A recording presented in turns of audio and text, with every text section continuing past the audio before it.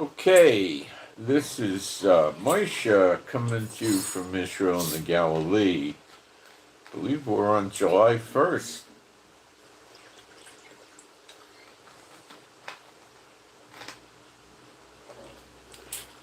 Getting to the end of the countdown. Okay,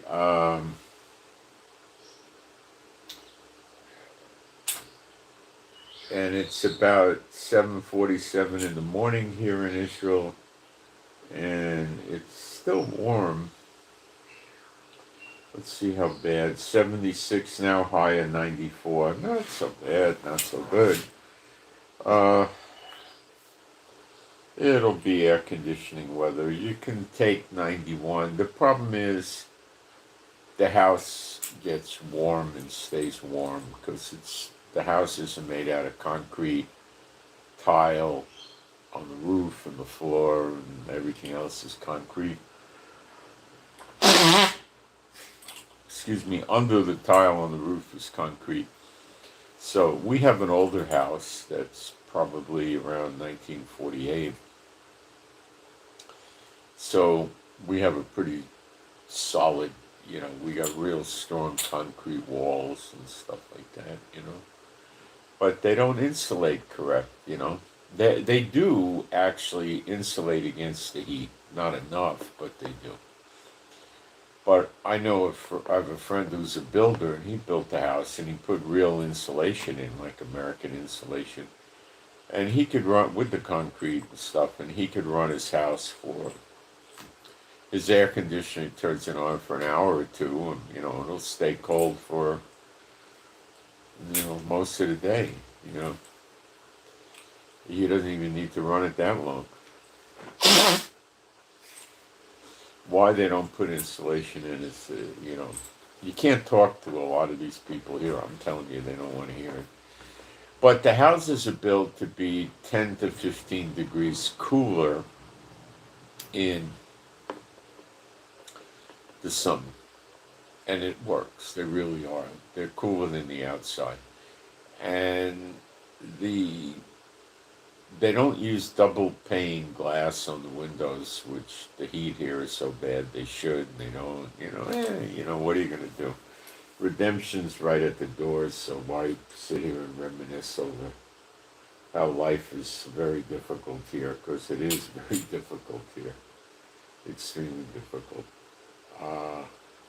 And that's done intentionally by the administrations to keep the Jews from coming. I see people sitting there saying, they're trying to tell the Jews to come to Israel now. Well, of course, that's contrary to the scriptures, because they got to stop in the wilderness and enter the bond of the covenant and pass under the rod, and that's found in Ezekiel 20. Start reading in verse 33 and go to the end of the chapter. So, okay, but what are we going to cover today? Iran is in sheer chaos. The people don't know who's in charge. Every day since the war stopped, which it didn't, there's air attacks in Iran, in multiple locations, in different parts of the country. Not just Iran, other places around Iran. I think there were 3 areas hit last night. Air raid sirens, anti-aircraft systems working, and nobody knows who does it. But the day before, they recognized Israeli jets in the sky. How about that? So what do I think it is? Well, do I really know? No. What do I think? I think some of it is coming from Israeli jets, and some of it is coming from the Mossad over there and the Mossad agents, which are Iranians that have lived there their lives, and they've been recruited and trained by the Mossad agents, and they've gotten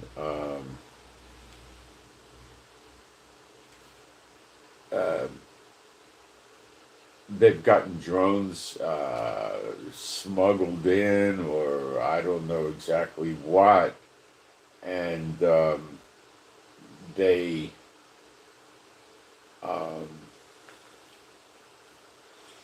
maybe they're building them there. I don't know how, and they're attacking with drones too. But the drones are not all that likely to trigger the air responses. It could be, but the drones would probably be launched at low altitudes inside the cities to avoid having the anti-aircraft systems open up. Because if they sent them with altitude, you know, like, 4,000 feet up or something like that, or even 1,000 or 2,000 feet, it would trigger the air defenses and they would fire at the drones. And drones are not hard to take down.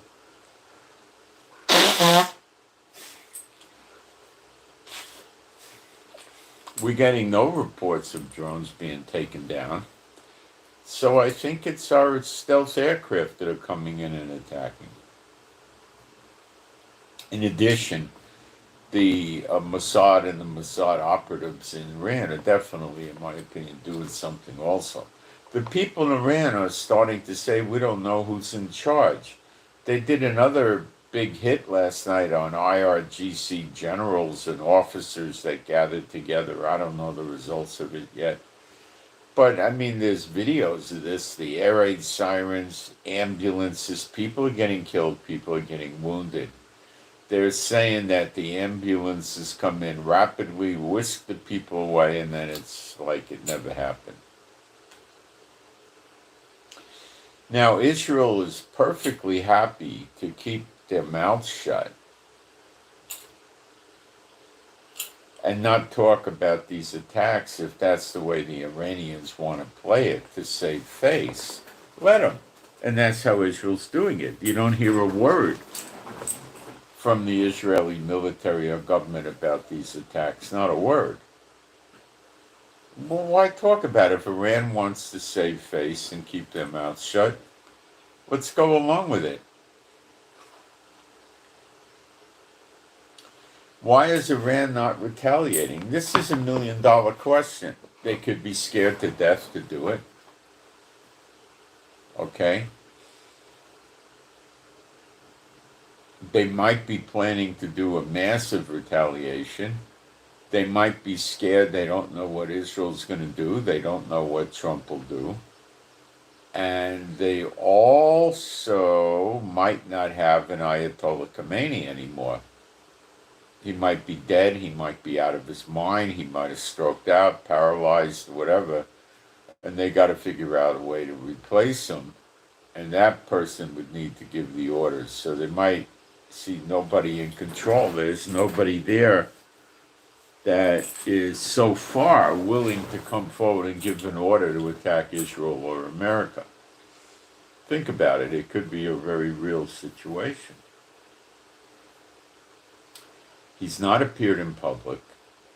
The only thing he'll do is release a canned video, which you can do with AI or whatever. There's a video I put on my Telegram circulating the internet that shows Netanyahu and his spouse and other prominent Israeli officials strolling through the streets of Iran. I think it's Tehran, the capital. Actually in a victory stroll, a victory walk after Iran's been defeated. Now, this isn't real. One of the people in Israel that makes stuff like this explained that it was an artificial intelligence thing, but it sure looks real. So they could have made a canned video of Khomeini with artificial intelligence, and he could be non-functional or dead. You can't be both, because if you're dead, you're non-functional, like, for sure.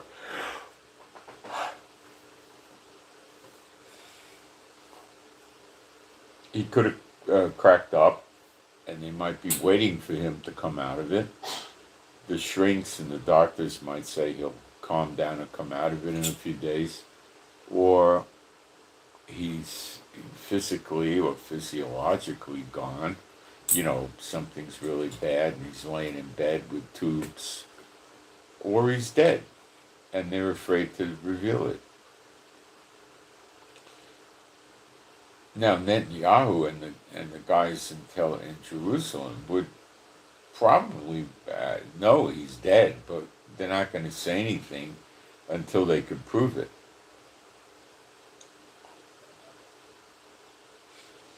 So is he dead or not dead? Well, it seems to me that if he was functional, he would be out there rallying with the people. Instead, they got this other Ayatollah schmuck issuing the fatwa. But I think there was a canned video where Khomeini issued the fatwa too. I think it was both of them, I'm not sure. But I think it was the other guy that issued the actual fatwa. So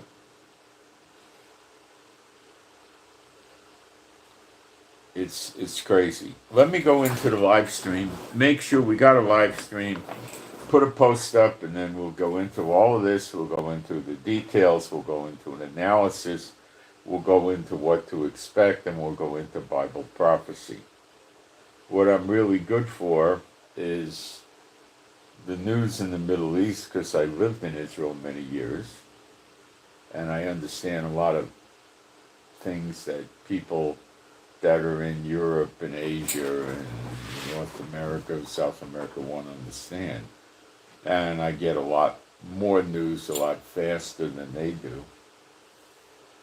Okay, and I understand a lot of things that, and I apply it to actual correct Bible prophecy. I would appreciate it if you guys hit the thumbs up button. It takes you 2 seconds. There's 29 people in here. Let's see how many hit the thumbs up button. Some of these other people might be hungry and need some tossed salad.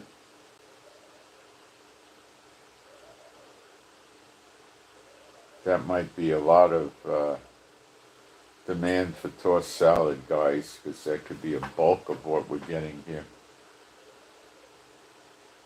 And we had 2 go away. How about that?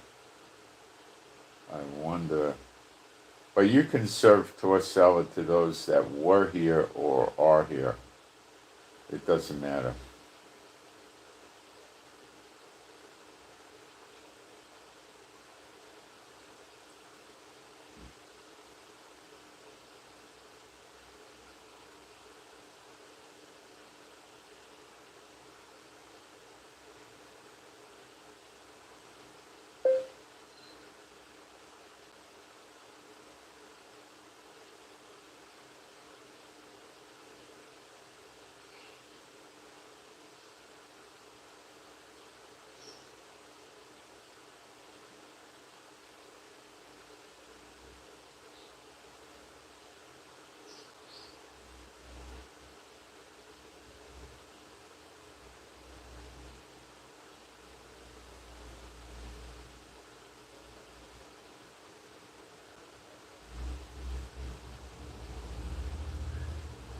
I'll be done in a second.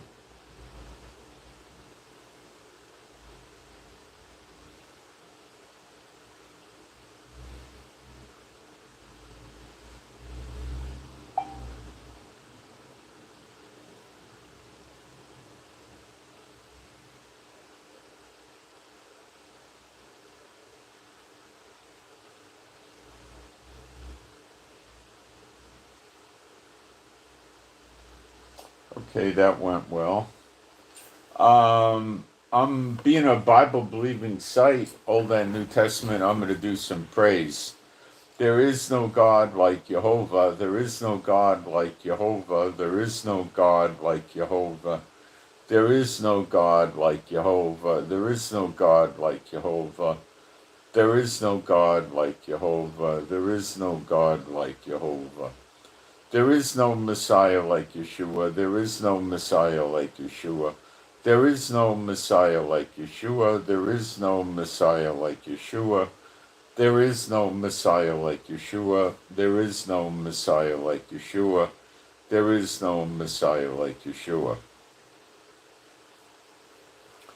Let me see if I could get a handle for how many people are hitting the the like button, because it just puzzles me how people won't even do that, you know.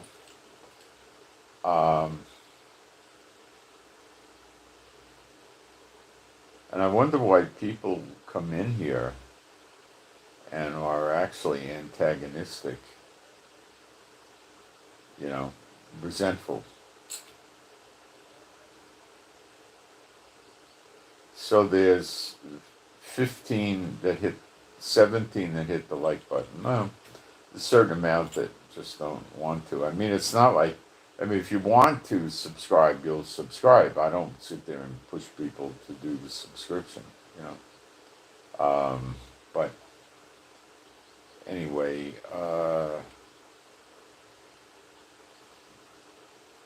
if you want to put questions up in the chat, I will get to them and answer them if they're, you know, somewhat close to the topics we're covering in the broadcast, okay? All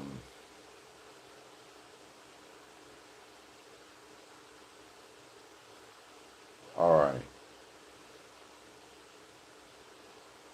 So there is, before I forget, a toss request and a prayer request. So it's pretty easy to do. Okay, this is a multiple toss request. I'll do the initials. DJ, Delta Jack, DJ, JK, Jack Kilo, JK, Jack Kilo, and EJ, Echo Jack, EJ, Echo Jack, EJ, Echo Jack. Toss request. Normally they use J if they say Juliet, but I think it's easier to say Jack. It's more to the point. Now, local police departments around the country have all their different, you know, call signs. Like N in LAPD is Nancy, where military is Normandy. Well, in World War II, Normandy was a pretty common word. Today, Normandy, who's going to say Normandy? Who's going to say Juliet? Back then, they read Shakespeare in school. So, Romeo and Juliet, who the heck knows who Juliet is today with the kids in school? Nobody, probably, you know. So, you could just say Jack, you know, like Jack in the Box hamburgers, and that might ring a bell, you know. Okay, I don't know.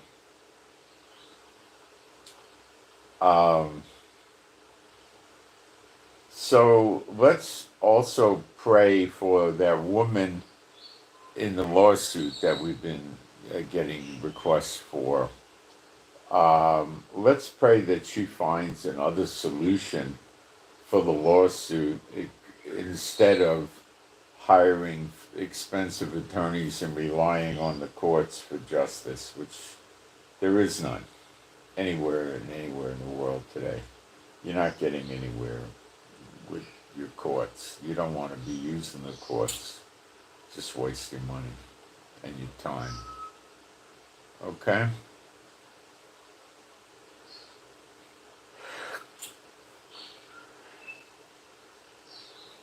So what we got is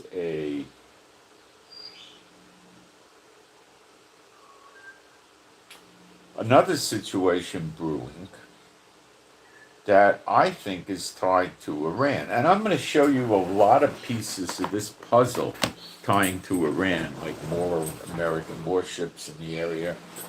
I'll break down the names of the ships and everything. But Syria. So we got this buffoon in Syria, a former ISIS Al-Qaeda guy that got a new paint job and a new haircut, right? And they're packaging him up as a cool dude. Well, so yesterday Trump canceled the sanctions on Syria to get this guy going.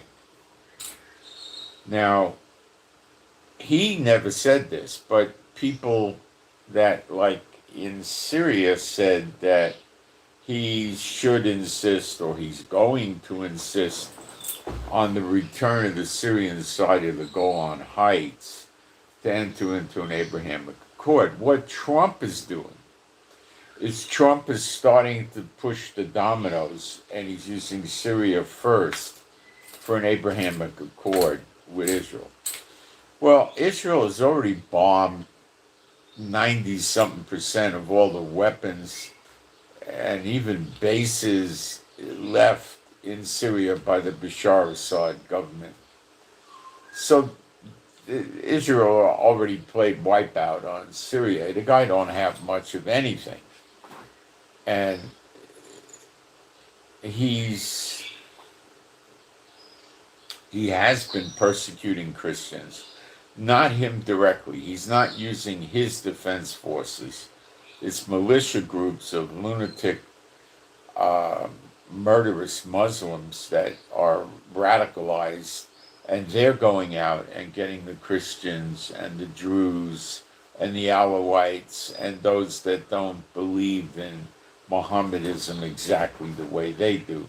So it'd be sort of like the Pentecostal churches fighting the non-Pentecostal, like the Lutherans and the Presbyterians, that kind of thing.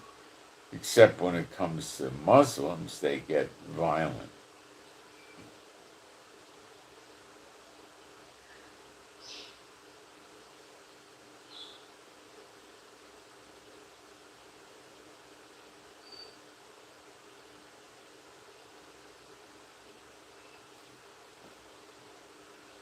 So, will Netanyahu give back the Syrian side of the Golan Heights? Well, Netanyahu doesn't really want to expand Israel. He does and he doesn't. Let me tell you who really doesn't want to see Israel get any more land. Satan. And in turn, those that serve Satan, which are the leaders of every country in the world in this age, the age hasn't changed yet. It changes when we get the everlasting life, when Yeshua appears in the clouds and we see him and get changed. That's when it happens. And that could be any hour, any day now. But, so Netanyahu and Trump may be thinking about giving that back.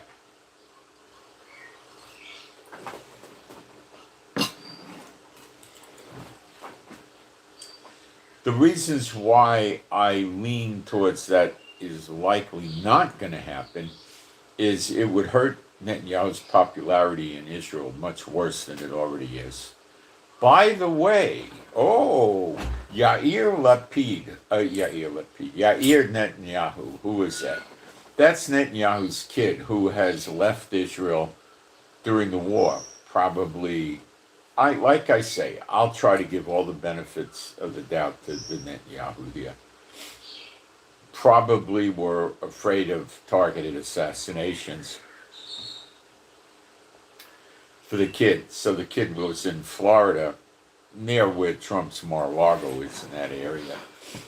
Why did they put him there? Because it would be pretty hard for Muslim terrorist groups or Chinese terrorist groups or Russian or any kind of terrorist group to get rooted in there and start working, because the Secret Service are all over the place. They must have 100 Secret Service people assigned to that estate. It's not just a house, it's an estate. It borders on the ocean, so they got to have swimmers, Secret Service guys that were Navy SEALs or Navy divers or recon Marines or somebody very well versed in diving. They know how to use all the different diving gear. They've been in many, many, many dives and blah, blah, blah. These are the Secret Service guys that would be doing that. They'd be out on boats, not very far from the shore, patrolling and watching the boats, and guys would be on, now these wouldn't be 200-foot boats. They'd probably, I would say they'd be 25 to 40 feet, probably 25, 30-foot boats. They may or may not have a cabin. They would be patrol boats, and they would have radio communication. They would have a number of different weapons. They're not going to have a mounted 20 millimeter gun on there. No, they probably have, 3 or 4 shoulder fired weapons that could destroy a boat. And they probably have something that could shoot a plane down, although the people on the ground could, they just get on the radio. The ground people would just, by the house would take the plane down or the helicopter down. They're really there not to spot for ships or helicopters or planes. They're there to shop, to be careful and try to detect people swimming ashore.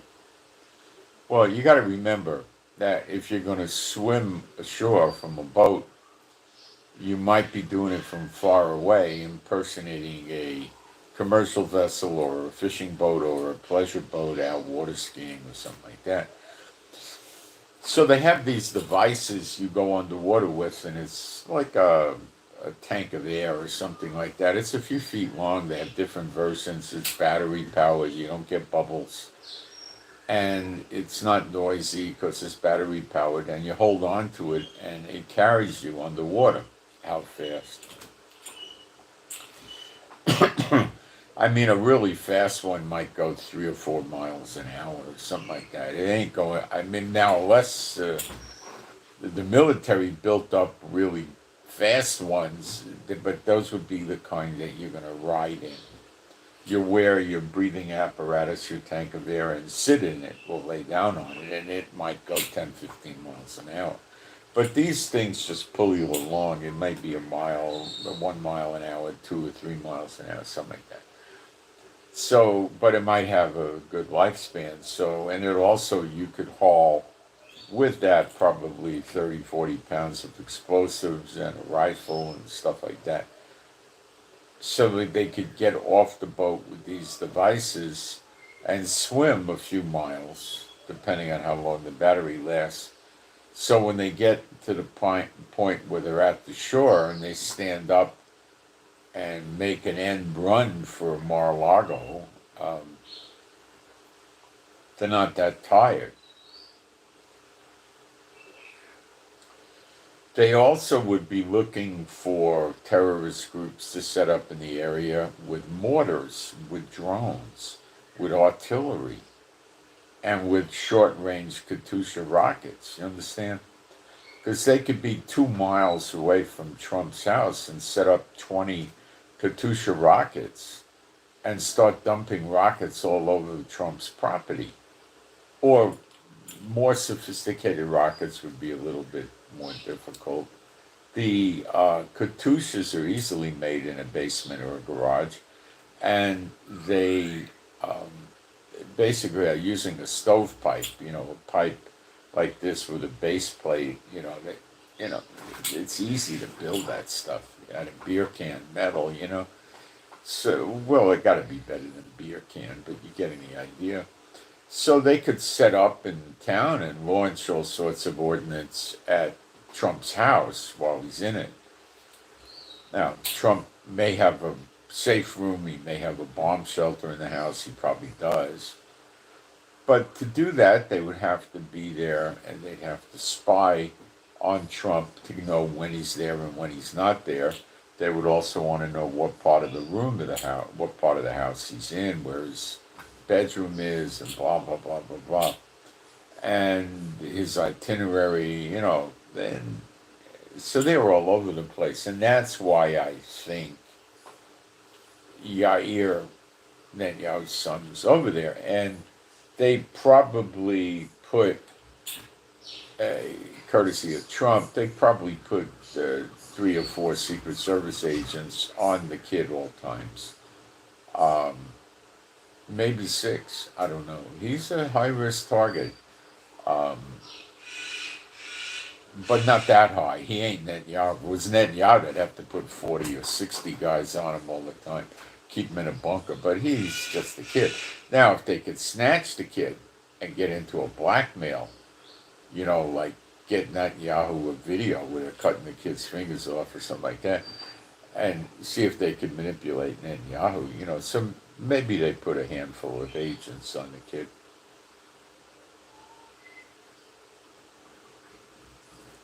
Remember, they don't need a lot because he's in the same area as Mar-a-Lago, where there's a ton of There might be 150 of them in Mar-a-Lago.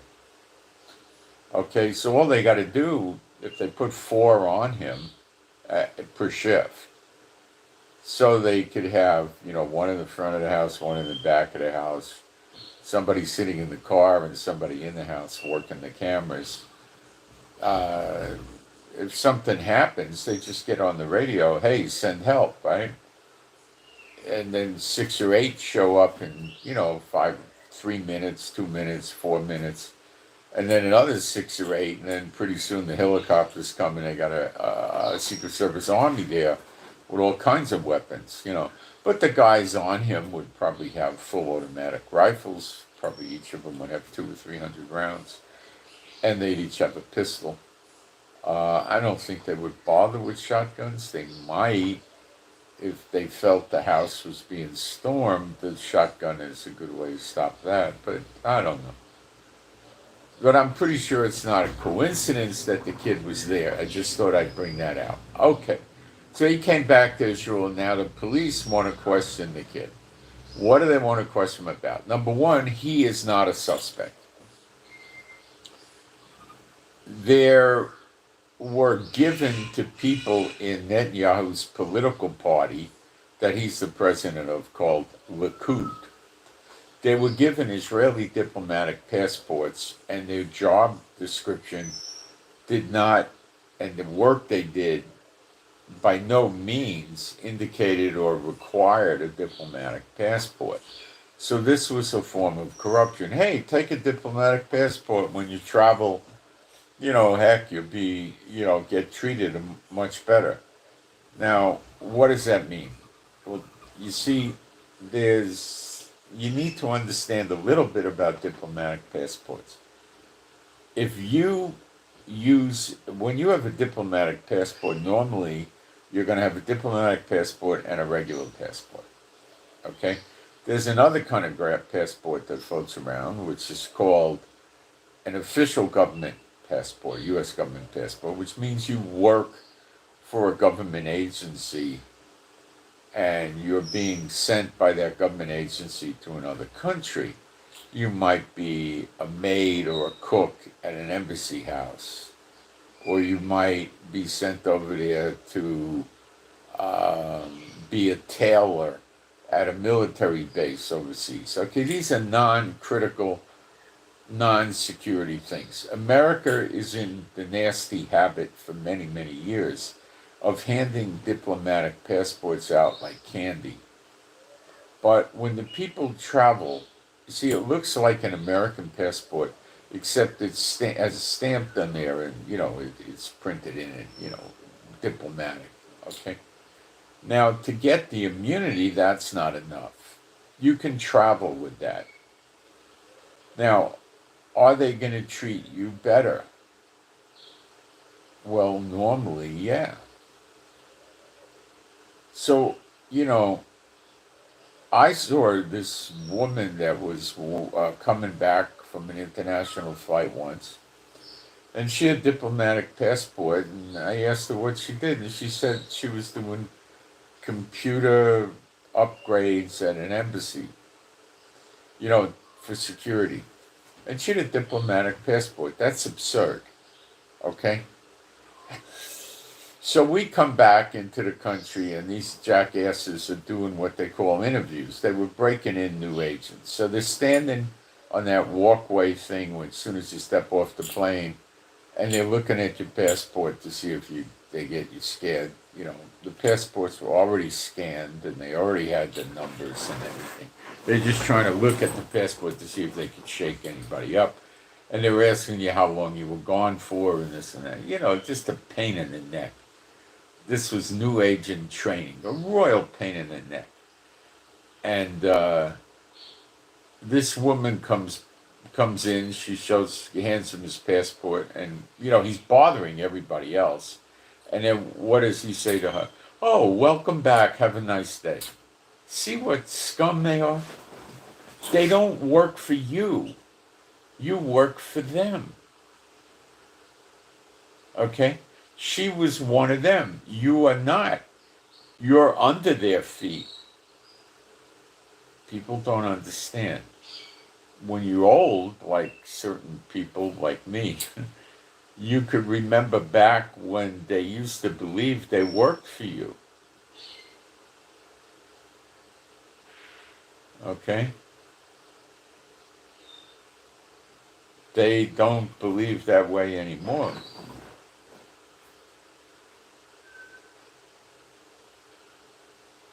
It's hard to say who took it away. Johnson and Nixon, for sure, were already, turning against the people. But anyway, so America's the biggest abuser of diplomatic passports that can exist. But diplomatic immunity doesn't come from running around with a diplomatic passport. How do you get diplomatic immunity? Well, you have to apply before you travel to the country you're going to. You go to their embassy or the consulate in your country and you say, hey, you just send the passport over, the diplomatic passport, and say we're going there on official business and my title is this and this is what I'm, assigned to and I'll be there so long. And then the embassy would get approval from the home country and they would stamp a diplomatic visa in your passport. Now, when you have that and you're high enough up the totem pole, you get diplomatic immunity. Now, a person going around updating computers is not going to get diplomatic immunity unless it's a junky country. They'd hand it to the janitor, But normally they wouldn't request it. They just travel on the passport. And they, if they get stopped by the police for speeding or they go in a bar and they have a fight because they're drunk or, stuff like that, they're going to show the cops a diplomatic passport and the cops are going to sit there and scratch their head for a few seconds and say, do I run this person up the flagpole and risk getting in a lot of trouble, or should I just apologize and back out of here and remove this person safely so the fight doesn't continue and that sort of thing. And that's what goes on. Now, if the diplomat is stone cold drunk and driving in a Lamborghini or any other kind of car, you got to protect the diplomat from themselves. So you have to get rid of the car. You can have one of the cops drive the car to the police station, put it in the parking lot, take him into the station, and you wouldn't lock him in the drunk tank. You wouldn't lock him anyway. You'd put him in one of the offices or something, or maybe there's a cot he could lay down and sleep it off. Or you would take his phone and see if there's somebody in there that you can call to come pick him up. You wouldn't be punishing. So what did Israel do? It was handing out these passports the way America does. Two members of the Likud party, not the other political parties. This is Netanyahu's political party, which he's the head of.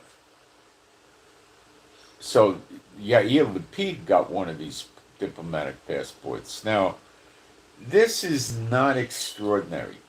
When a diplomat travels, a diplomatic passport is given to the person, the spouse, and the children. Okay?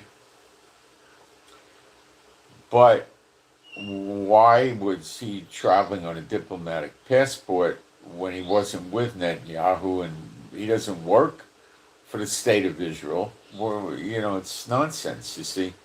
So they didn't charge him, and they probably aren't yet, but it's still people moving against Netanyahu, and they might have more on him. There's a lot of people that want to get rid of this guy, and they should, because he's simply awful. He's horrible. He's the worst of the worst. And we got rid of him for 6 months, and we got Naftali Bennett. And Naftali Bennett was like a cookie cutter of Netanyahu. It was slightly different. Lying, broken promises, just junk like Netanyahu, weak. No change. Both Satan bots, no change. Okay, maybe we should pray that when the two witnesses, Elijah and Enoch, start working openly, that the government of Israel submits to them. If you like that idea and you want to join me in that prayer, pray that if you're a true believer. If you're not a true believer, don't pray, don't agree with me. I don't even be here. I don't care what you do, but get lost. So if you, or get tossed. Hint to the people, toss, toss, toss. Okay, so, agree with me in prayer that the Lord will fix it so that the new government submits to Israel. Now, that may not be in the prophecy in its entirety, but it's an interesting, we can pray that if it be His will, He do that. That's a better way of doing it. Okay. So a witch hunt has begun.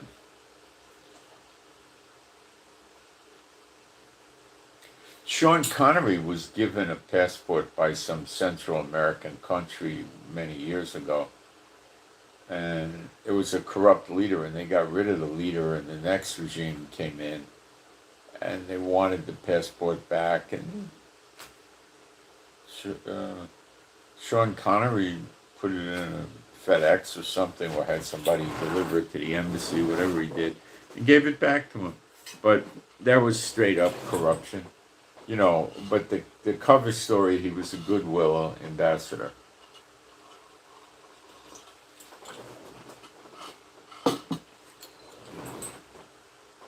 That's a soft diplomatic passport. They have another kind of thing that usually pops up from African nations and third world countries called honorary diplomatic passport. And it's not really a diplomatic passport. It's like it. And the purpose of this is to get the government of the country you're in to know that you have friends in your government and they might want to consider being nice to you. That sort of thing. That's all it is.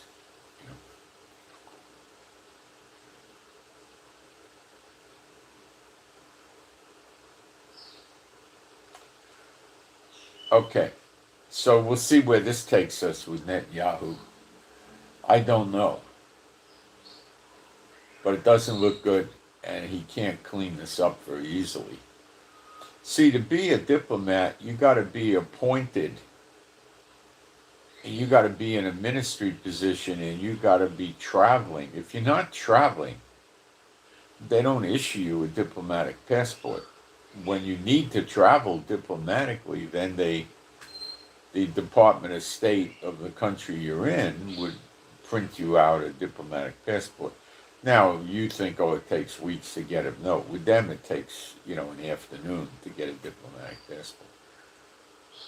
There's a machine called a passport printer. Okay? They put a blank passport in this case a diplomatic passport, and they feed it into the machine, and they have it programmed in there with the guy's picture and all this stuff, and then it prints it, and then they hand it to the guy, and it's nice and hot right off the press. It literally is rather warm. And the guy got himself his passport. It doesn't take days or anything like that. You think like if some important government guy got to go take a trip to Taiwan or something, that they don't just call State Department up and get the passport knocked off in a few hours. Of course they do.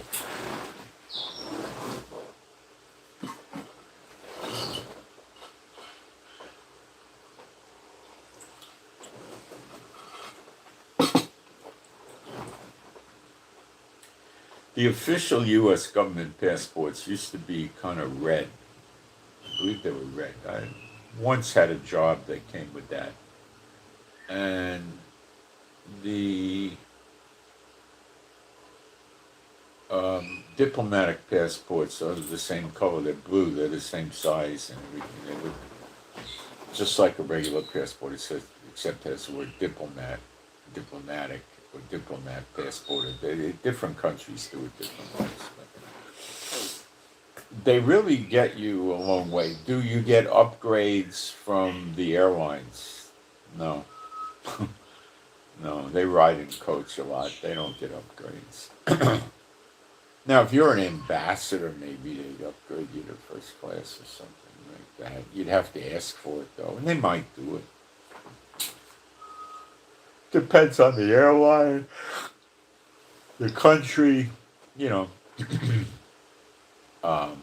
Chances are a real diplomat, an ambassador or a deputy ambassador would probably just book first class or business or whatever. So, more trouble for Netanyahu. And, like I say, he may very well give the Golan Heights back to Syria because he's an despot. And he may pull all the troops out of Syria that we have in southwestern Syria. Of course, he's an despot. And he might just very well let Trump take Gaza rather than Israel. Of course, he's an despot. And he's going to cooperate with Satan and not want Israel to gain any more real estate. And that's going to be the case until the two witnesses come in and we have redemption and stuff. I'm going to turn my air conditioner on. It takes another second or so.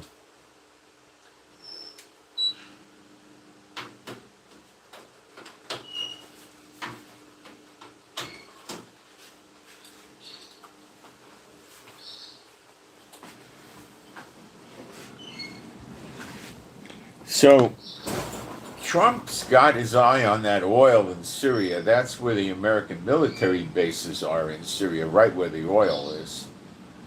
And I'll bet this deal with Syria has a lot to do with American oil companies pumping and processing that oil and the Trump dynasty getting money on that one somehow.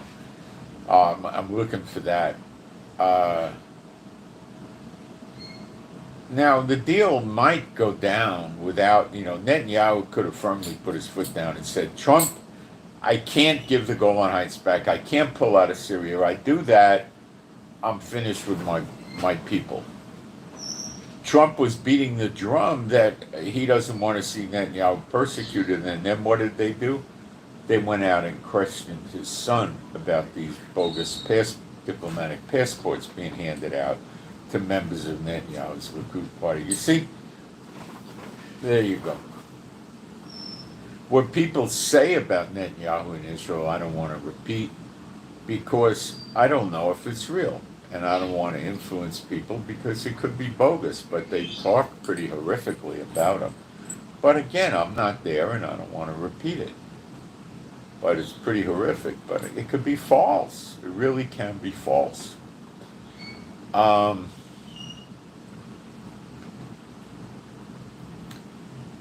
If they find that these diplomatic passports were being sold, that's pretty bad.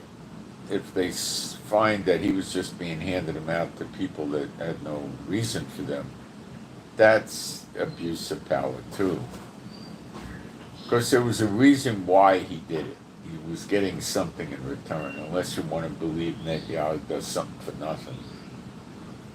So that's on. So the Syria thing is going to be an Abrahamic Accord, and I'm rather sure it went through, for they made the handshake already, maybe over the phone, because Trump wouldn't kill the sanctions unless it's that. So this guy in Syria would be more than happy, I think, to do an Abrahamic Accord with Israel just for sanction relief from America, because then he can maybe get his economy going. Maybe he can get investments. Likely he'll get investments. And he can start selling his oil and start raking in the dough. Even if he has Trump as a partner, it's still going to be more money than nothing. So the country could start rebuilding.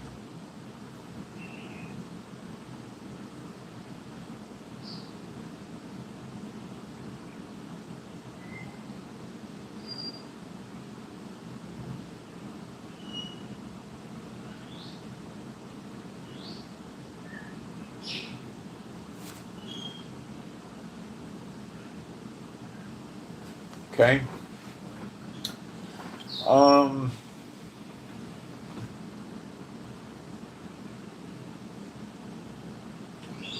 this will be interesting. Is this guy got plans to attack Israel? Not immediately. What's important about this is it opens the door more for Elijah to appear in Jerusalem openly, training the Levites to make the offerings acceptable unto the Lord, which brings the blessings of the law on Israel. And also it tells us that the temple will be there, that God places it in Jerusalem. We don't build it. Read Ezekiel 37, the last 3 chapters. God puts it there, places it there. And that means the mountain has to come up too, because it comes down on Mount Zion, which is not there, because many, many centuries ago, an invading army had the soldiers take shovels and just dismantle the mountain. So God will bring the mountain back, not us. It would take us a long time to put it. He'll just bring it up. And that will probably cause, because mountains don't go like this. That's a tower, okay? They go like this, right? You know how mountains are, they go like that. So the slope would more than likely be where the Dome of the Rock is in the Al-Aqsa Mosque. And that'll probably be gone. That's how that'll go away. And that's really been on the site of where the Roman fort was, not where the temple is. The reason they call it the Temple Mound and the Temple Wall, the Hakotel and all that, it's a wall from the Roman fort, Fort Antonia, Fort Antonius. They call it the wall from the temple because Yeshua in Matthew 24 said not one stone of the temple and the buildings will be left standing. Now, Yeshua could care less about a Roman fort that was located very close to where the temple is. So by lying and telling the people, or being confused about it and telling the people this is the wall from the temple, they make Yeshua out to look like a false prophet. You got it? So with Syria is, you see, I think it's fitting together. Hezbollah really doesn't do much in terms of attacking Israel. Precious little. There are some security concerns now in the south by Gaza of people that live right by the border in Gaza. They don't want them in their houses yet. Because Gaza occasionally shoots a missile into the south. Now, Netanyahu's been bombing Gaza day in and day out, so that may have gone away already, or it may go away in the next coming days, not many weeks or anything, just days. But basically, Gaza is about weakened sufficiently.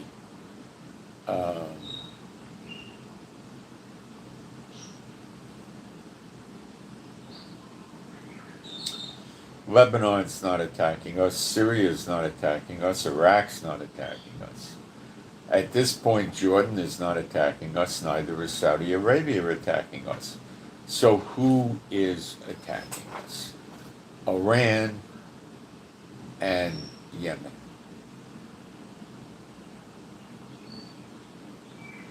And they're both gone in Jeremiah 49. Now, Iran is Elam, which includes part of Iraq, according to some historians, and possibly part of Syria.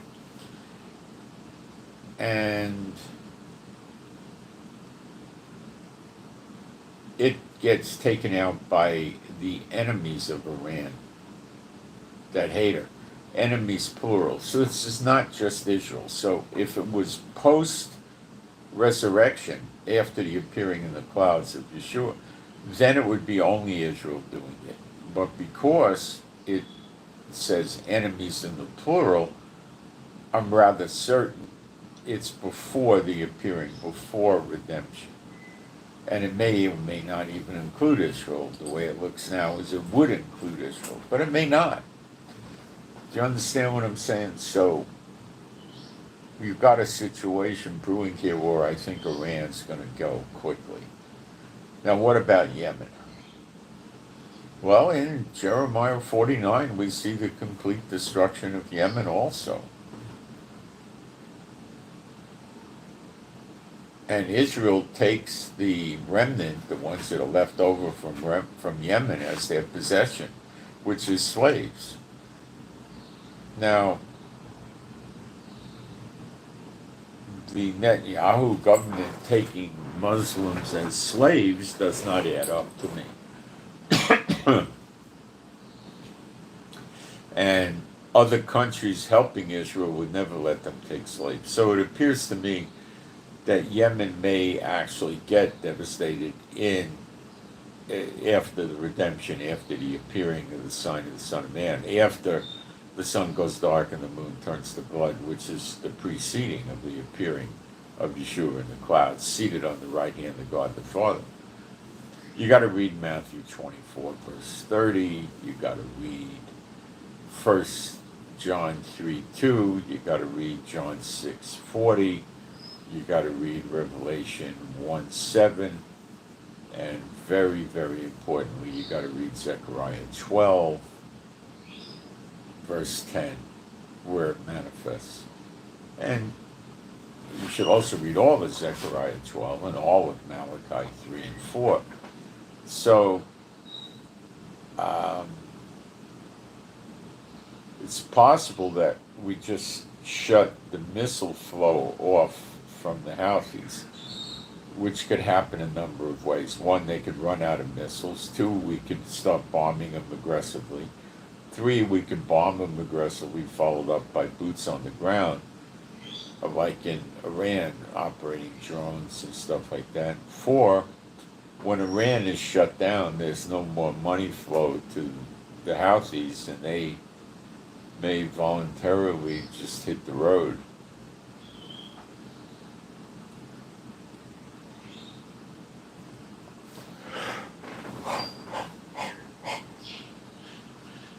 And Iran, right now, today, as I'm talking to you, is in chaos. Where's Khomeini? They need their Khomeini. They don't have their Khomeini. There's doubts. Khomeini's pre-recorded messages, nothing live, no appearances, is live. So is Khomeini just sitting there hiding in his rat hole, scared to death, or is Khomeini incapacitated or dead? I don't know. The way Netanyahu's behaving, I think he could be dead. So we're hitting them every day, like we were during the war, but we're not doing it with 20 or 40 or 50 planes at the same time. It's softer. Maybe 4 or 6 planes and drones and things like that. Okay, but it's the same net effect. You're hearing explosions. The air raid sirens are going off. The anti-aircraft systems are being activated and fired. And buildings are being exploded, strategic buildings, and fires. People are getting killed. People are getting injured. Ambulances are flowing. And the people don't know who's in control. So Netanyahu's keeping the pressure up on them. And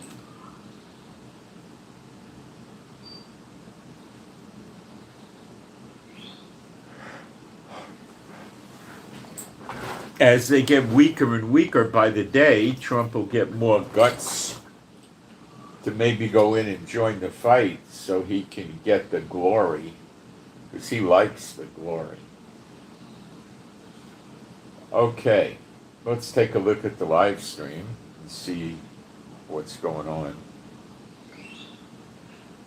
So we've got 64 people in here. I wonder if you people would please be good enough to hit the like button, which takes you 2 seconds, and you might want to subscribe, but hitting the like button is not a big ask.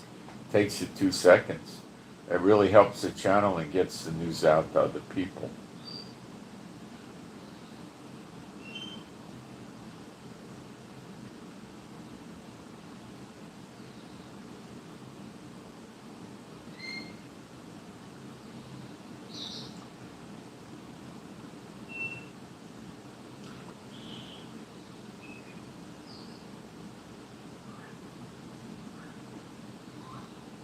Sitting like that doesn't hurt my back. No, my back is, it's just an old massage chair I've had for, I think since, I don't know, 16 years. The motor broke, but it's very comfortable. Most comfortable chair in the house. I used to be able to adjust it electrically, but I can't get it fixed. I tried to have people work on it, but not easily done. It's 110 current, and here it's 220, and I tried. I couldn't get it fixed.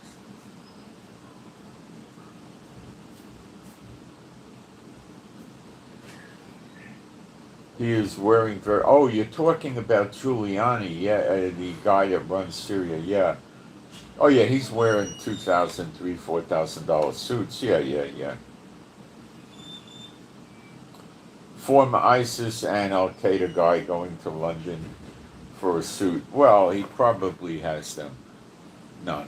They fly a tailor in. They take his measurements, and he picks fabrics out of a book, and then they make the suits and get them back to him. No, I don't think he goes to London for the suits.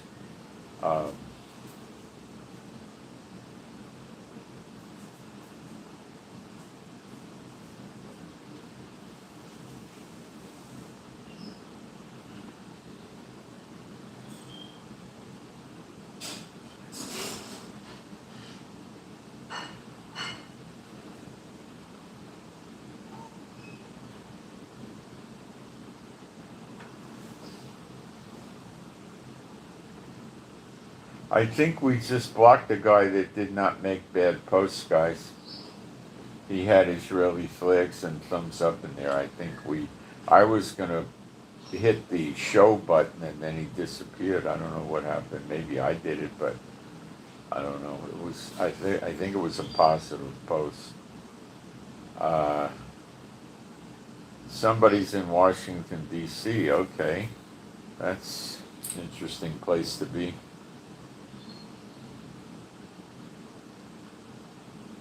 You hit the thumbs up button. That's what you hit. The thumbs up button. And let me give you an idea how many people do it. There's 43 people, 44 people total since the broadcast started, and right now there's 53 in the broadcast. So why won't these people hit the thumbs up button? I don't know. They don't like it. They don't like the broadcast. They don't like me. Or they're the enemy. I don't know. They could be the enemy. Give them a toss.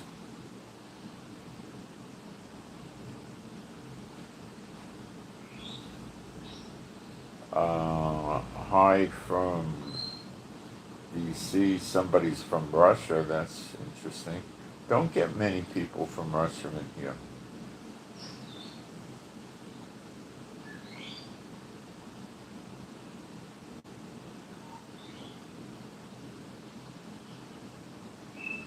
Oh, it's a heart button, somebody said, not a thumbs up. That might be it. I don't know. I think I see a thumbs up on my device. I'm on an iPad, but I don't know. iPad is Apple, and the broadcast is going off an Android system. So I don't know. No, the format allows you to hit the like button because 43 people already did it today, so thumbs up on an iPhone, and it might be a heart on another system, but I appreciate it if you do that. It helps us get the video out to other people.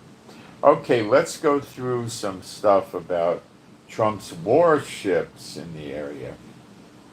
That ought to be an interesting topic. Okay, I got the names of the ships. Okay. Earlier this month, the U.S. Navy deployed 5 Aegis-equipped destroyers to the eastern Mediterranean. That's the area where Israel and Iran is. Well, Israel, really. To bolster Israel's defenses a larger deployment than previously reported. So these are the ships. The USS Thomas Hodner, never heard of that guy. Arleigh Burke, that must be the original Arleigh Burke because now they call them Arleigh Burke class destroyers. Oscar Austin, and something called the Paul, USS Paul.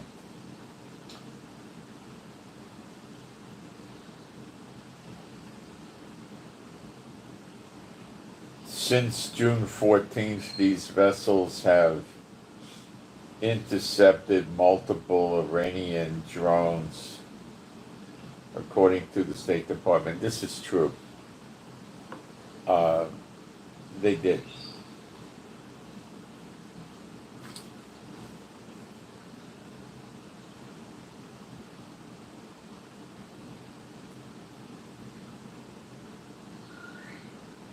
On Sunday, General Dan C.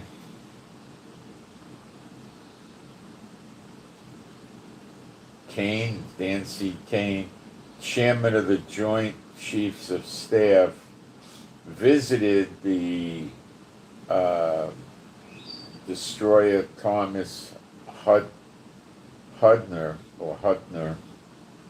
crew during a port call at South Bay, wherever that is. That's not a very important point. Anyway, so Trump already canceled the sanctions, I understand, to Syria. So it's happy days in Syria.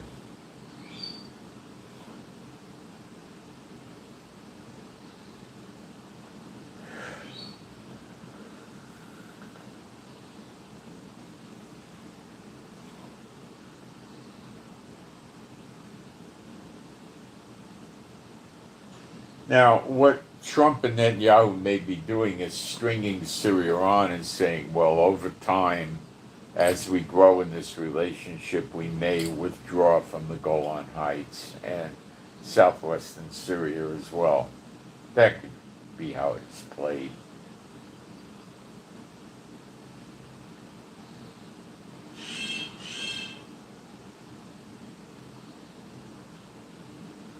Saudi Arabia is likely going to follow Abrahamic Accords.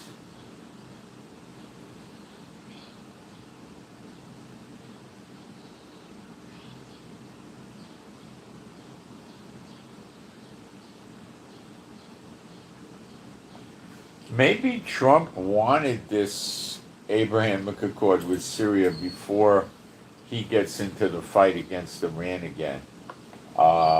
Because when this happens, him or Israel could put more weapons to defend the troops in Syria and stuff like that. Maybe, I don't know.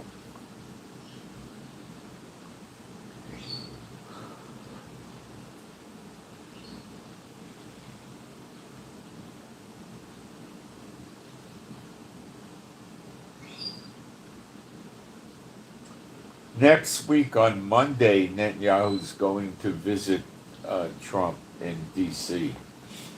Now they could be staging this as a decoy move to keep Iran relaxed when they're really going to attack, and then Netanyahu just doesn't get on the plane.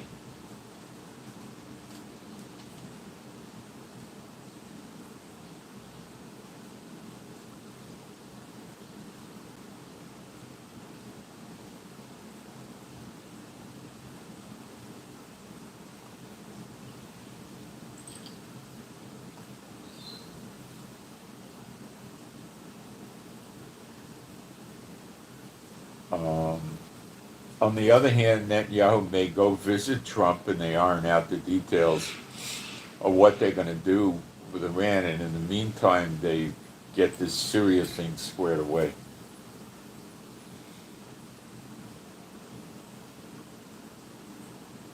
In the Old Testament, it tells us that Israel's not supposed to get into treaties and deals with the neighbors. And that's why Trump and Netanyahu are doing it. It's not correct behavior for Israel. How can two walk together unless they be agreed? All our neighbors want to kill us. You know, they're just afraid to, some of them. Read the prophecies, they all get it.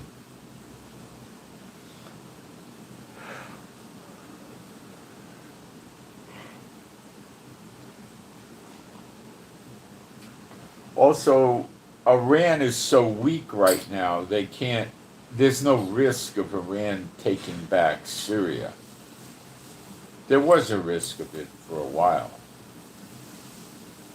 He had a good run of Syria when Bashar Assad was the leader. But, no.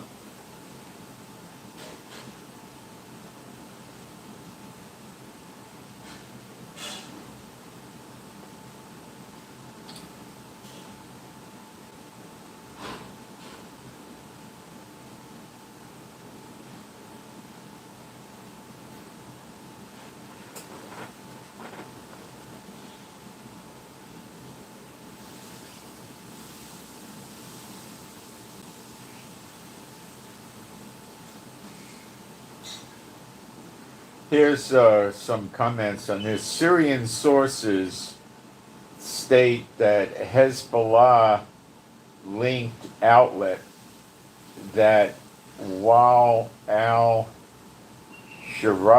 is open to ties with Israel, his supporters prefer non-belligerence. In other words, they don't want an Abrahamic Accord, they just want to coexist. Now we go to Turkey.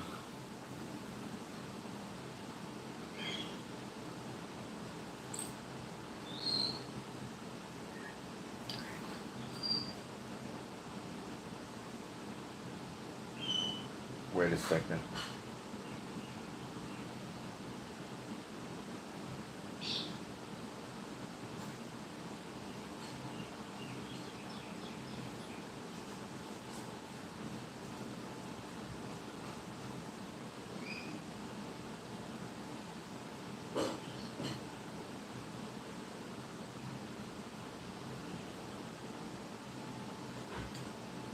Turkey opposes this.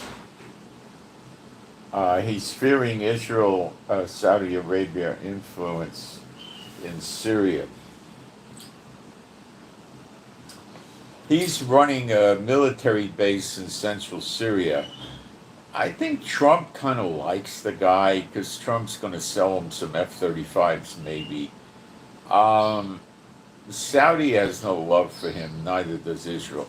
Trump's going to sell him F-35s, yet in the last 5 years, probably 20 times, Erdogan, the leader of Turkey, talked about annihilating Israel once and for all. Yet Trump's going to sell him F-35s.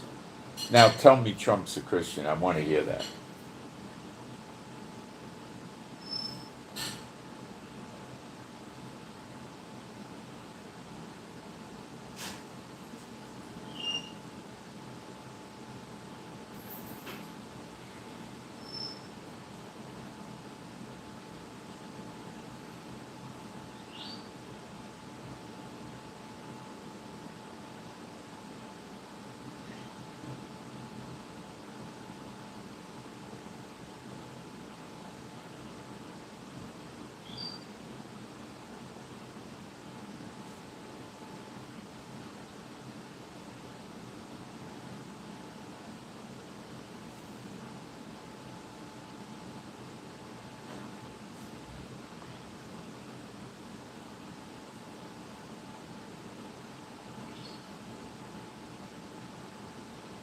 The Iranian story about their air defenses being activated was it was exercises, but they're not giving us any explanation for the explosions and the fires and the buildings getting hit and the ambulances and the dead.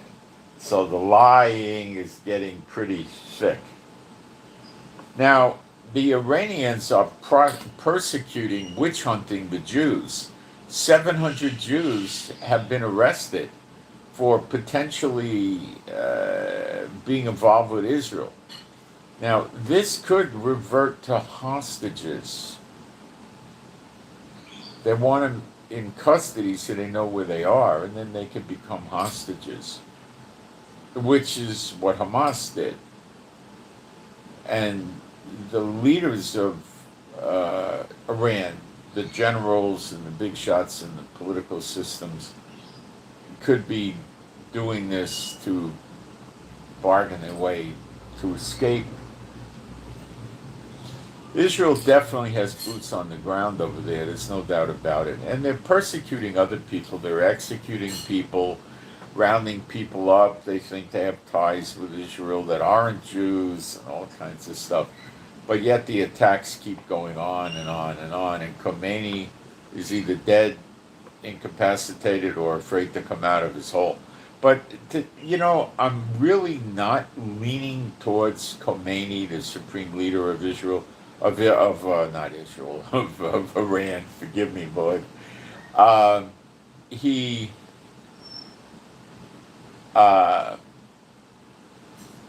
He's probably not still hiding in the ground. He's probably unable to work with them. And the rest of them don't know what to do about it.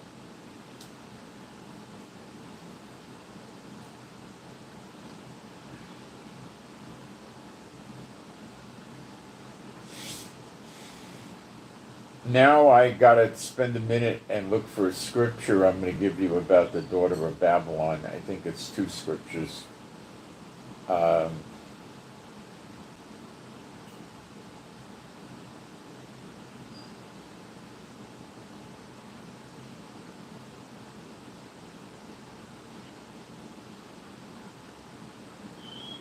This is very important for those of you that live in America.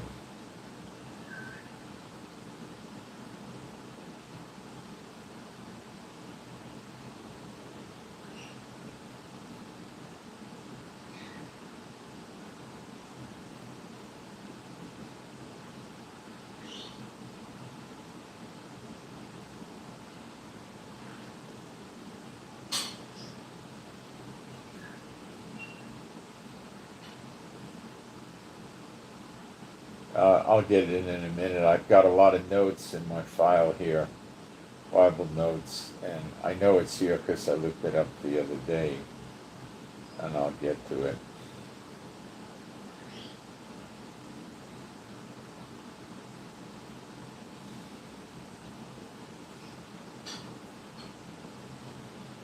Well, I thought I would get to it. Let's keep looking in there.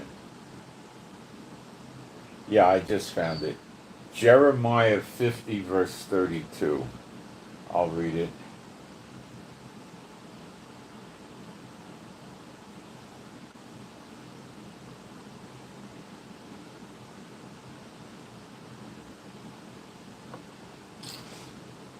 And the most proud shall stumble and fall, and none shall raise him up.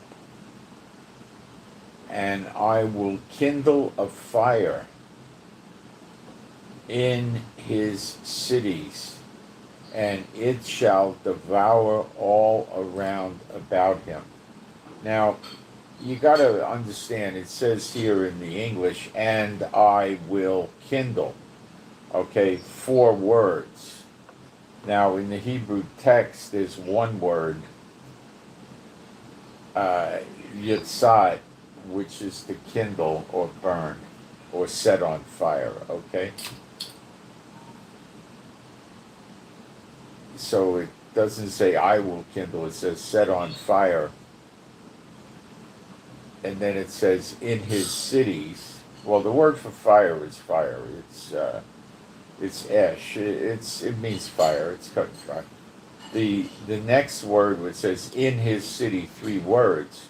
There's 1 Hebrew word in there, and it's Yair, and doesn't, let me check that word again, because 5892. Let's see what Strong's puts this in English. It could mean a town, and city, a place.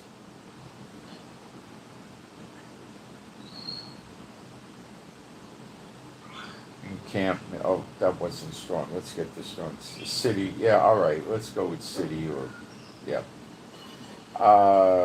City. So we'll call it correct in English. And it shall devour. That I would translate as burn up.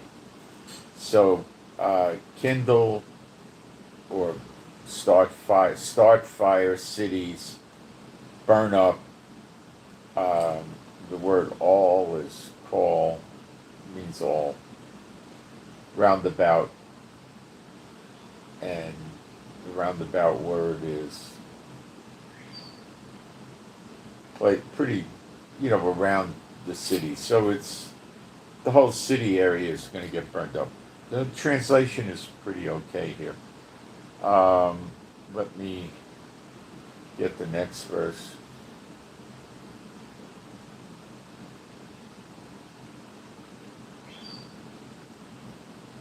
Jeremiah 51:32.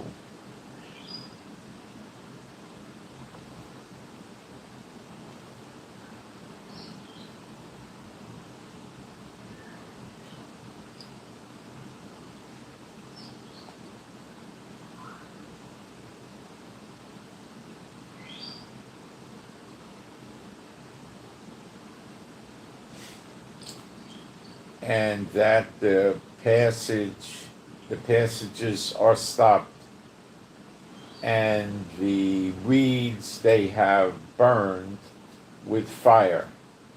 There's your fire again. And the men of war are affrighted.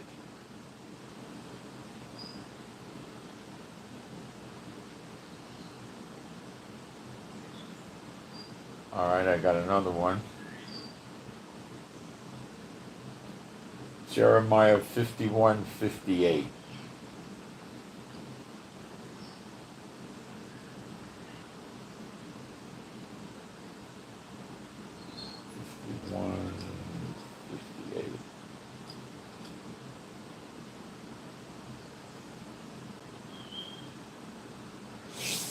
Thus saith Jehovah of hosts, the broad walls of Babylon shall be utterly broken, and her high gates shall be burned with fire. And that's the walls between America and Mexico. By the way, the Mexican cartels are having a very strange uniting. The Sinaloa and them, they're tying themselves together. So they might be trying to strengthen against Trump or something. I don't know. They might be having wars against themselves. I don't know. And the people shall labor in vain, and the folk in the fire, and they shall be weary. The folk in the fire, the FOLK word, is Strong's number 3816. Leon. That's not a word usually used in the Bible. Hold on.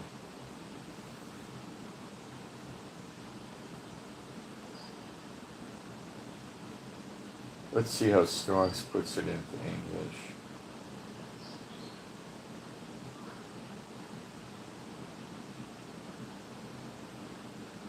Gather, community, nation, people. Yeah.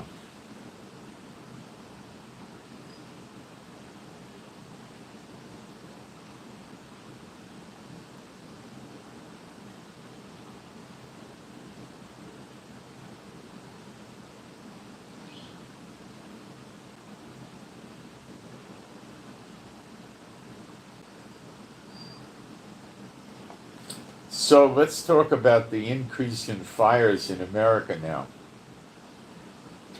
which is your daughter of Babylon. All right, I've got statistics for you that are rather shocking. I actually got statistics. How about that? Uh,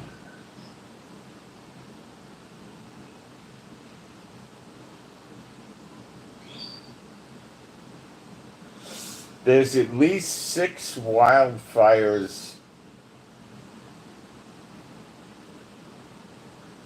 just in Southern California now. 6 just in Southern California now. Riverside and San Bernardino are getting evacuation orders from these fires. Now, fires are one thing, but fires with evacuation orders, like what's going on now, that's not typical so much. Fires are spreading over thousands of acres. As of June 30th, which was yesterday, maybe still in America it is, if you were in Hawaii or maybe California even, I don't know. But anyway, as of June 30th, there are 26 large, uncontained wildfires being actively suppressed across the United States. I believe there's 5,100 some odd firefighters working right now. 5,100 plus firefighters. And that number probably grows by the day. According to the National Interagency Fire Center. Additionally, there's 48 other fires being managed. Now, some are saying it's not 48, it's 61. Most of these fires, they both agree, is in Alaska.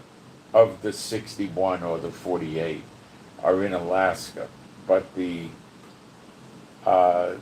26 wildfires are large, and those would not, there may be some of those are in Alaska, but it's not exclusively in Alaska or anything like that. Not even close.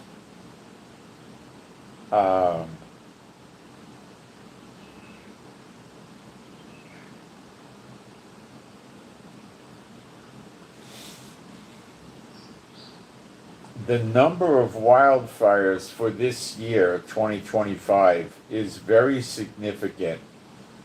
And I'm going to give you some figures, and they're going to shock you, but it's going to get worse.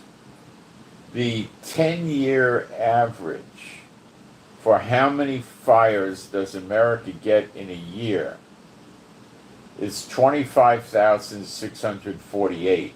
That's the 10-year average. In the first 6 months of 2025, America has gotten 33,552 fires. That's the first 6 months. If we just do a straight arithmetical doubling for the next 6 months, but it'll be worse, you would have 67,000 fires, which is not quite 3 times as high as 25,000, but it's approaching. But I think that the amount of fires is going to increase way, way more for a short period of time, and then that's all she wrote for America.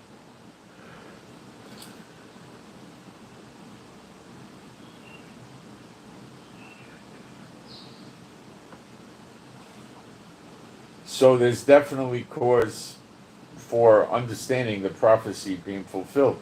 Earthquakes are also up. There'll be earthquakes in diverse places. That's found in Mark 13, Luke 21, Matthew 24. Volcanoes are up. That's called columns of smoke in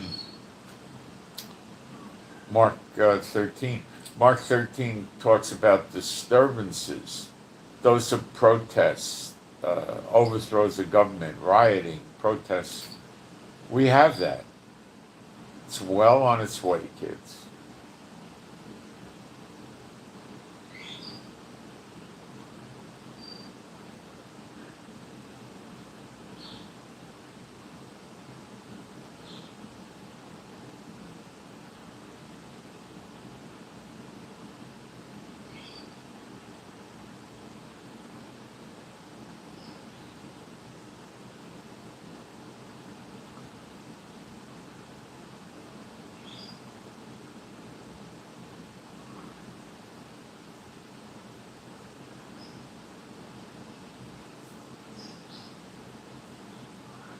special documents purchased, not rare.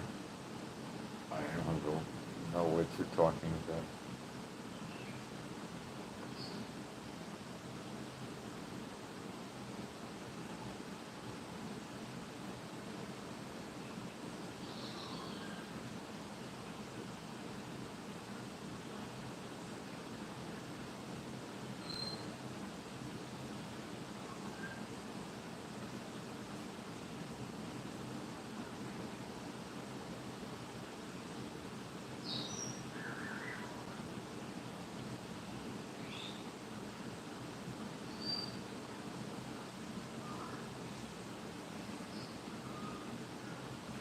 Okay.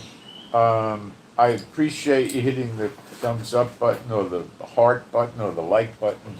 It helps get the video out to other people. People don't know about these fires in America.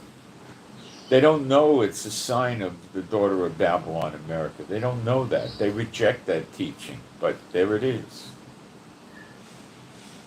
Along with the earthquakes and the volcanoes and the wars and what's going on. So I think our next big event is Iran's going to get obliterated by her enemies in the plural, so it's not just going to be Israel. Israel and America would meet the test of enemies, but it's probably going to be more. So you'd have Israel, likely the UK and America, and then Iran may start heavily attacking Kuwait, Bahrain, Qatar, UAE, Jordan, and Saudi Arabia with the help of Yemen and maybe Iraq, and unlikely Iraq, with Yemen very likely. And these enemies will turn against Iran, and they're going to get it busted up. Iran's pretty busted up now, and they might be concealing the fact that Khomeini's incapacitated or dead, because then the people in the opposition in Iran is going to say, there's nobody here, let's bring the Shah's grandson back and put him in power or something like that. And then the military may fall apart. You know, for the military to fall apart, all they do is they take their uniform off and they put civilian clothes on and walk around, and they get rid of their ID card. They burn the uniforms or throw them away, and they burn the ID cards, and then now they say they're not in the military.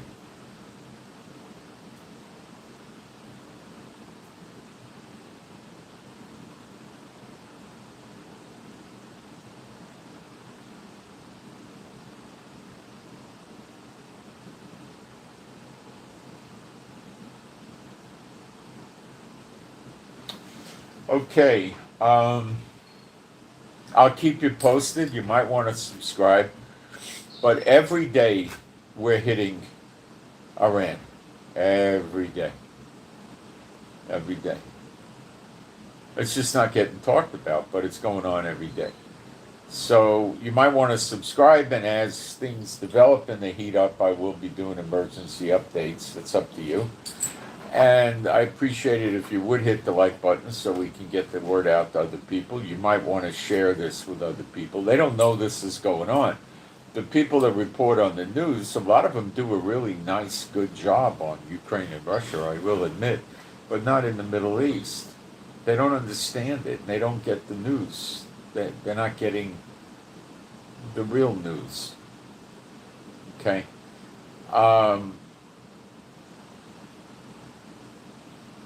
So please pray for me and my wife for our peace, safety, protection, and joy.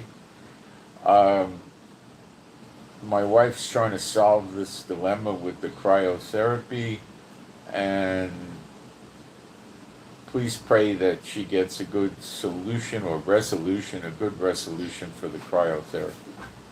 Okay. Pray for my wife and me to be happy, healthy, and whole, and pray for our finances. We definitely could always use prayer there. Pray for our animals and pets to be happy, healthy, and whole, and safe and secure. And we're in a war zone. The last few days, not much going on, but it's been a war zone off and on for almost 2 years now. But my area is pretty secure, relatively speaking.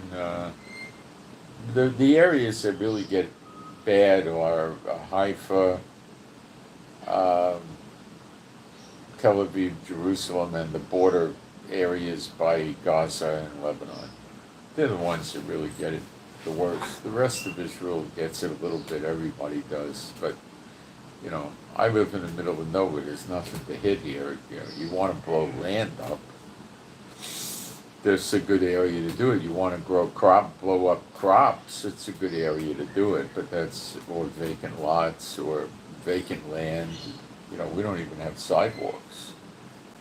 So for the most part, I'd say where I live is maybe 1% of the place has sidewalks.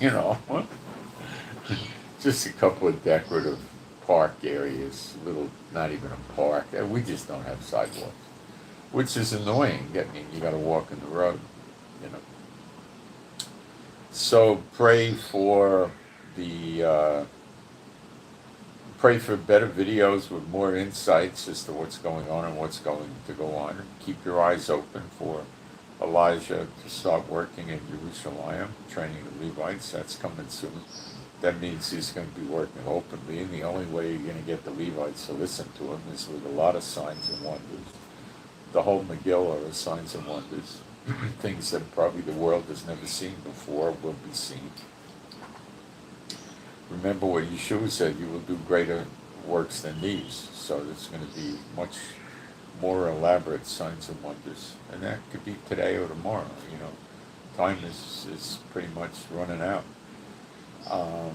Pray that this is important, pray that if there's anything we need to be praying for or spiritual warfare doing, that the Lord would reveal it to us, and he'd probably reveal it to me and I'd pass it on.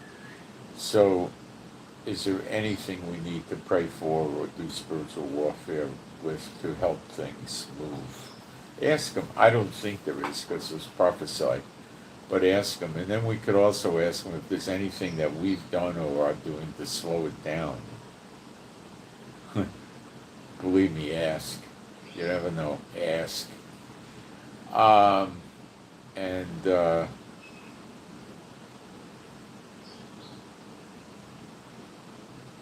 You never know. All right, so I hope you got something out of this. And as I told you, you can get shipments into Israel. It is open. Amazon doesn't want to start shipping here yet. But lots of other, you can go to Amazon and buy something where the seller does their own shipping and they'll ship you.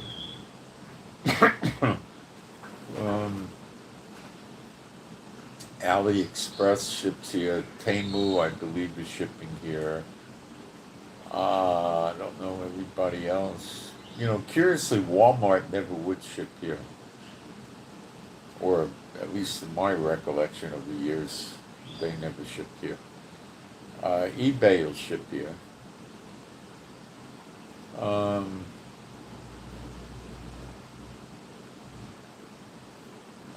I guess some of the other stores will ship here, like the wealthy people will go to Saks and Bloomingdale's and Neiman Marcus, and they'll ship here. I don't go there, but some people probably do.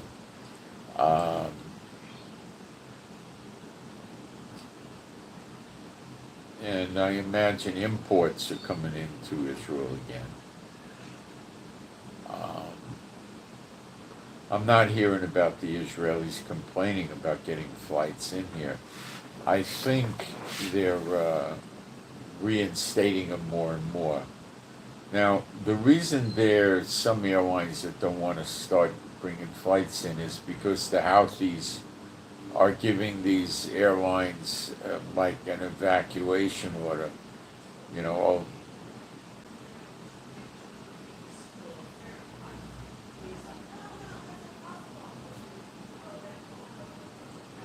Saying don't come here,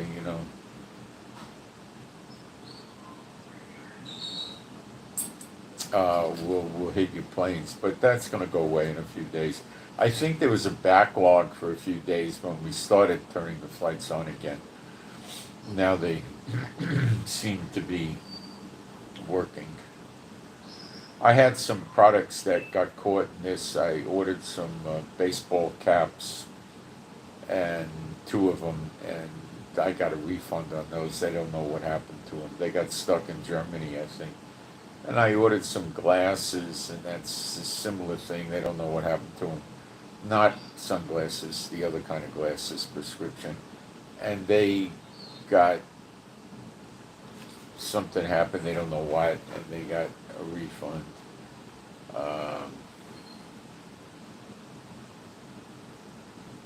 Then we thought our big fan that we used to cool the birds broke, and we found out it didn't break. It was something with the electric, and we got it working again, so I had to cancel an order. It was a good amount of money. And I had to cancel the order, and the cancellation went through, so I don't have to pay for that. The woman was telling me, don't accept it if they bring it to you, Don. I said, I won't. She said it like 3-4 times. I said, I'm not going to accept it. I'm not going to accept it. I'll tell them to return it. She said, okay, we'll give you the money back. You know?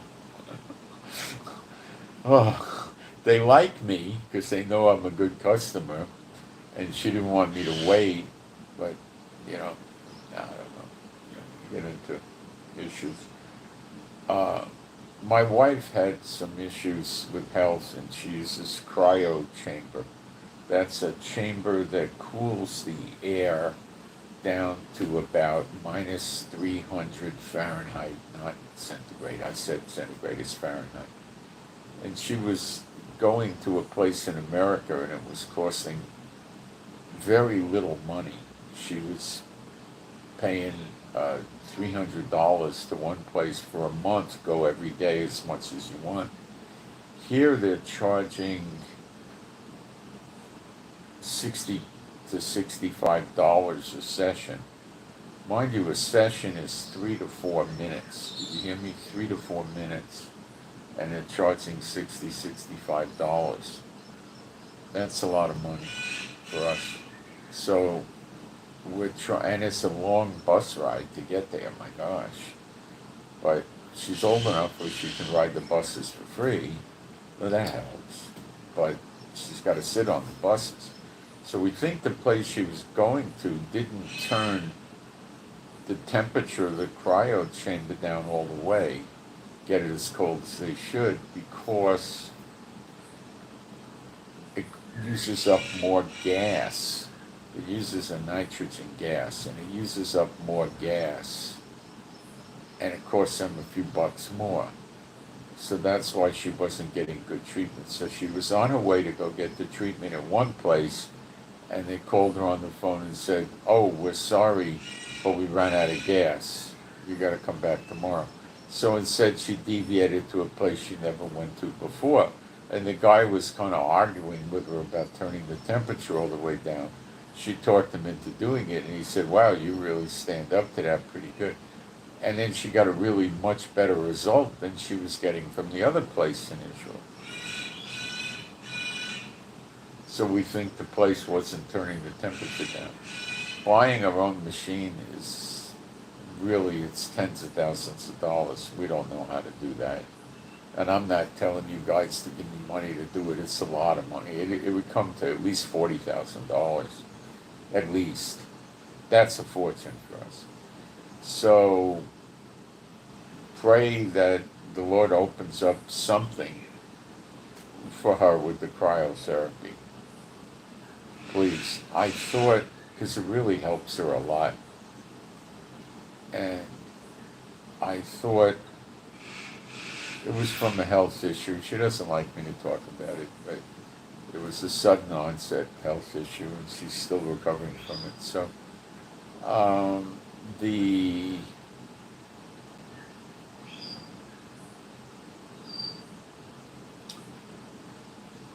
I thought we could use it with what's called a cold plunge, but no, it's not going to help her.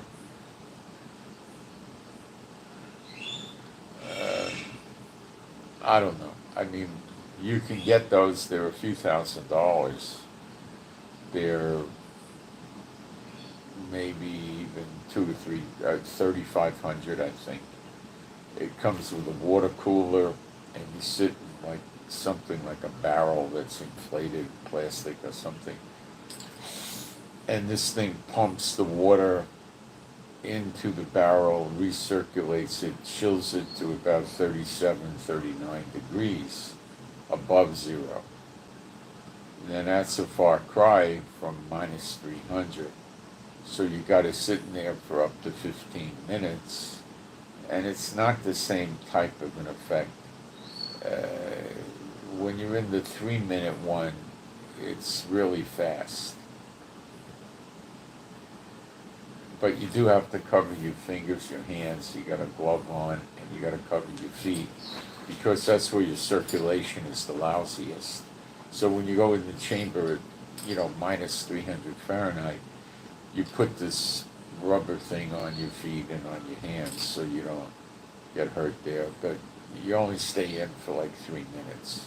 And it's air, it's not a liquid, And you got to be careful with the liquid because of hypothermia, but it doesn't work. It doesn't have the same action. It's a different type of cold. It's not from the air, it's from water, and it's nowhere near as cold. So that doesn't seem to be a solution that is going to be effective. So they say that these machines are also made in Ukraine. We haven't checked Ukraine, maybe they're cheaper. But I still think, maybe you'd find one for $25,000. The problem is if, let's say, we had a lot of money and you send a check to Ukraine, or you wire them the money, or you wire it to Germany or France or Italy, or they make these machines in Europe. In Europe, it's taken off a lot more. And the guy, let's say the war breaks out and you can't get it into Israel, how do we ever get our money back from the guy? Go hire a lawyer for $25,000 in his country to sue him? It's dangerous, you see. It's, it's rough. There is a company in Israel that makes these machines, actually. You can buy from them, but they're even more expensive. I think they get up to $55,000, $60,000. It's the hospitals in Israel don't have it. There's a way, they force us to have health coverage here. By law, we have to buy it. But because we don't work and we're both retired, it costs about $300 a year to get it. So there's a chance, we were told, that the doctors might prescribe it, but it would be a limited amount of sessions. And to do that, they're going to probably want to do a whole workup on you, which could kill you. They want you to get the pneumonia injections, the flu injections, the this injection, the that injection, and then they want to give you medicines. They probably want to get, their medicines are, they use mostly older medicines that are cheaper, like 10 years old, and they use a lot of statin drugs for people with circulatory and heart problems, blood pressure and stuff, and the statin drugs are lethal. And they don't use them in America, but they hand them out over here. Go figure that out. Do they hand them out to the wealthy, prominent Israelis? I doubt it, because they have a different healthcare system. They pay extra money for what they call private health care that uses the hospitals and the operating rooms of the public health care system. So, but you got different doctors. So what kind of doctors do you get in the public? Well, you get a lot of Arab doctors. How would you feel as a Jew in these days having an Arab doctor work on you? How would you feel about that?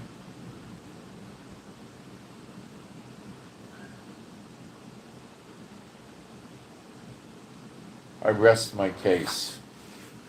Pray for the two witnesses to take over this country already. It's horrible here. It's horrible for you. You're living in the world. You're not living here. It's horrible for the people living here. The real believers all around the world have it horrible. It's terrible. It's terrible. And pray for fellowship with like-minded believers. You might get it. Pray for it. So that's what I got for today. And please hit the thumbs up button or the heart button or whatever, the like button, so you can get the likes in for me. It makes a big difference. It helps get the word out. That's what we're trying to do. And there's a lot of people that unsubscribe because I said America's the daughter of Babylon, and they're going to completely reject that. And what am I going to do about that? Nothing. That's how they are, and that's what's going to be. That's how they are. And I send my shalom to all those who love Yeshua HaMashiach, and thank you for praying. I, at times, feel that I ride on your prayers, and I really appreciate that. And I'll keep you updated. The Telegram will get its updates, and pray that I do well. I got to deal with the government again. They're bothering me. So pray I can get through that easily. That's important. Please pray I can get through the problems with the government easily. It's nothing very serious. It's just annoying. I appreciate if you pray for that. Thank you, and I'm out.